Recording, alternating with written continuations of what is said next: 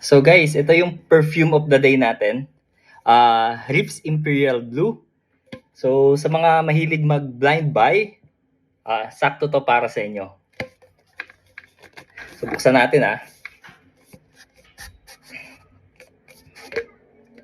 Oh, tingnan mo naman yung bottle presentation, no? Ang ganda. Quality.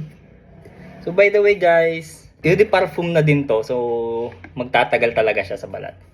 So yung notes niya, yung top note niya is mint, green apple, and lemon. Then yung middle notes is tonka bean, geranium, and amber. Then yung base notes is vanilla, oak moss, and cedarwood. Gusto ko yung mint and green apple actually. Try natin yung atomizer niya.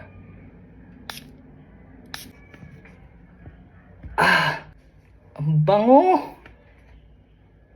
Alam mo yung amoy na fresh, na bagong ligo, na medyo minty, and yung green apple na mint.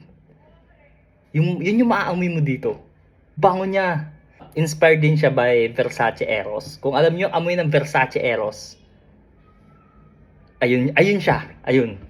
Maaamoy niyo siya dito. Ang bango niya, promise. So, sa mga nagtatanong nito kung saan ko nabili, nasa comment section lang. Check nyo doon. Mura lang to, promise. Mura. Hindi kayo magsisisi pag binili nyo to.